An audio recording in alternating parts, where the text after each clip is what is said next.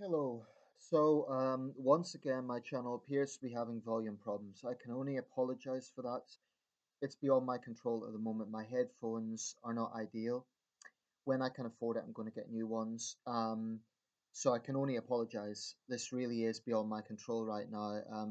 So I suggest if you have headphones, please put them in, put your volume to the top level, and I'll just try and speak loudly.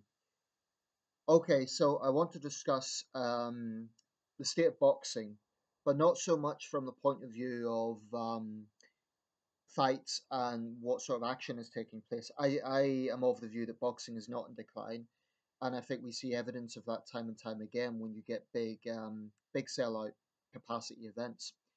Last night, Anthony Joshua defeated Carlos Takam. Now, Takam deserves a lot of credit because he went in on 12 days' notice. He replaced Kubrat Pulev, who had pulled out from injury. He went in on 12 days' notice. He lost, but as I understand it, many people felt the fight was stopped a bit early. And he definitely gave Joshua a real test, as Lennox Lewis testified to. I didn't see the fight because I don't have pay per view, but by all accounts, it was a good fight, good action packed fight. And both fighters got a lot of respect from the fans. It was held at the Principality Stadium in Cardiff, um, and that was apparently the largest ever crowd for an indoor bout. So, yeah, that's interesting. That must mean it surpassed even. That must mean that Joshua Klitschko was partly outdoor, I guess. Well, it was. So that's something. But that just shows in the space of 3 years, we've had three major fights, i.e., with huge crowds. Froch Groves to 80,000 people. Joshua Klitschko, 90,000.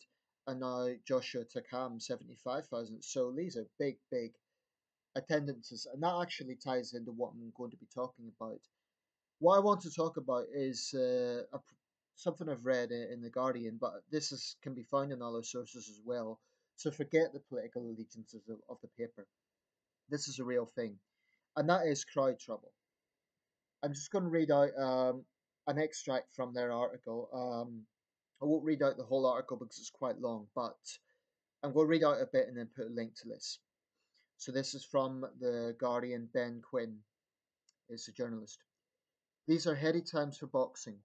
Crossover stars such as Anthony Joshua, who last night defended his world heavyweight titles, are broadening the sport's appeal beyond traditional audiences, sending interest soaring.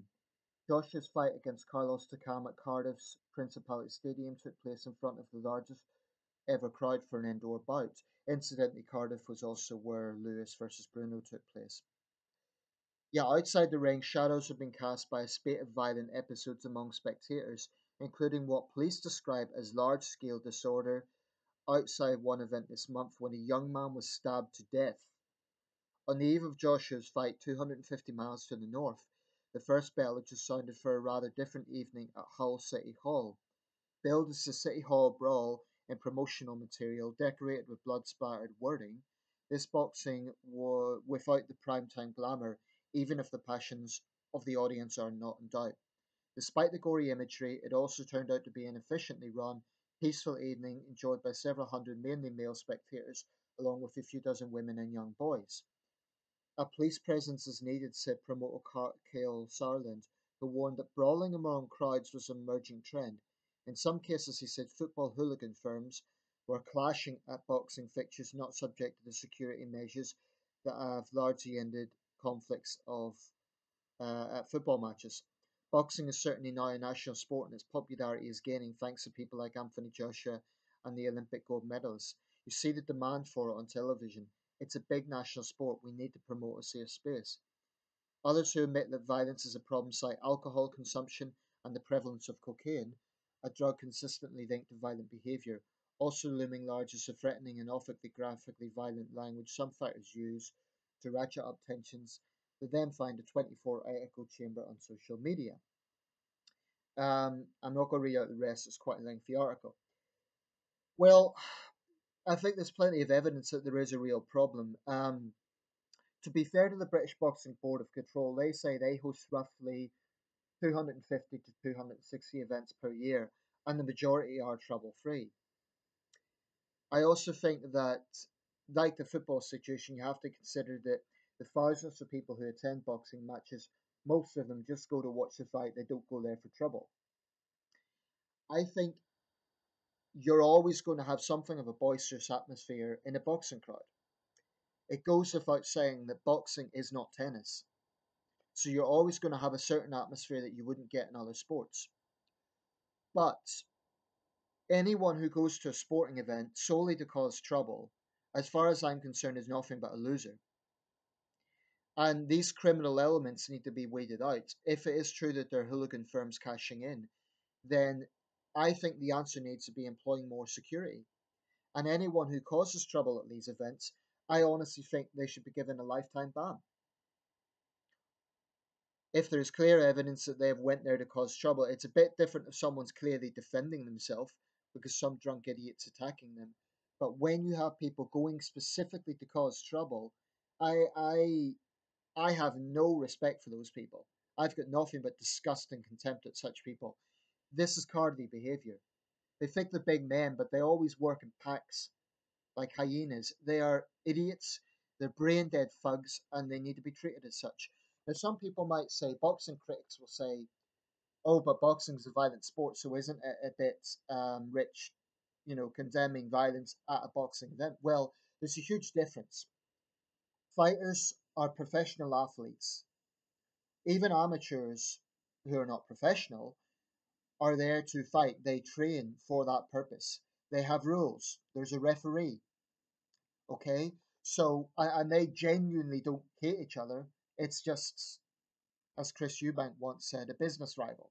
So it's a case of there's no comparison between fighting in the ring and fighting outside it, because the people who fight outside the ring are nothing but drunk yobs. And why is it a problem? People might say it's a laugh, or it's, they're fighting among themselves. But here's the thing: when you have other spectators, that puts them in danger. When you have drunk idiots brawling, and then their mates get involved, and then you have a situation where there's a mass brawl, and then idiots start throwing chairs and bottles, you know, it's very, very conceivable that innocent people could get hurt. Women, children, older people, innocent people. So these scumbags, as far as I'm concerned, should be given a lifetime ban. Football had to toughen up, and football's not perfect. You still occasionally get trouble. But I would say football has greatly improved since the dark days of the 80s and 90s. Um, Boxing needs to do likewise. This is a national sport. Now, the British Boxing Board of Control, to their credit, do take action when fighters cross the line, as they should. Fighters are supposed to be sportsmen. And I agree that you cannot expect them to be complete role models. Obviously, you're going to have some aggro in this sport. And there is going to be some um, trash talking for hype. I get that. But I do think sometimes the trash talking goes too far. I think it went too far with Hey Bellew, for example. And it is right that fighters are sanctioned, but there should also be responsibility put on fans. One thing I didn't like about the whole Hay Bellew thing is David Hay was fine, but there was absolutely no repercussions for the drunk yobs that were taunting him at the weigh-in. Now, I don't particularly like David Hay. I think he's one of the fighters who often brings the sport into disrepute with his behaviour, but he was being taunted by Bellew's fans. They were acting like hooligans, and the authorities done absolutely nothing. That's a complete disgrace. We need to stop treating fans like children. They are adults. They're responsible for their actions. It isn't just about fighters and referees and the authorities. It's also about fans. And if I was a boxing promoter, I would show no tolerance to that because it endangers other people. And if you think I'm exaggerating, there was an event in Indonesia a few years ago. 10 people died actually in a stampede at a boxing riot. And I'm not suggesting anything like that has happened here, but the point is, innocent people can be hurt because bone dead idiots, brain dead idiots, just, I mean, what is the point getting into fights with strangers? And most of the time they are strangers. For what? To feel good. If you're such a weak person that you can't control yourself when you've had a few drinks, you're nothing but a card. You're not a man, you're a card. And I have nothing but disgust and contempt at such people. And I really do think The British Boxing Board of Control should take action on this. Like, really take it seriously. Um, and I have to say, the majority of fans don't go on like this. But there should be a certain code of conduct. People should not boo a rival fighter's national anthem. They should not throw things at a fighter. It doesn't happen that much, but you get disgusting behavior, and people are cards. They think that they can hide behind a mob mentality, like it's okay because other people are doing it. People like that are the lowest of the low as far as I'm concerned. I have nothing but hatred for them. I think they're scum. I can't think of enough adjectives to describe what I think of such people. I would call them animals, but that's an insult to animals. I hate them. Period. And they're weak cards because they always blame alcohol. Oh, I was drunk. I wasn't thinking. Blah blah blah. Take some responsibility. Man up and take some responsibility, you little card. I mean, this is criminal behavior. So any video that even promotes it, like, oh, this is funny or whatever, I'm pleased to say that the majority of online comments recognize it's stupid, and that's good. But like I say, the majority of fans don't behave this way, so that has to be emphasized. Also, the majority of events are trouble free.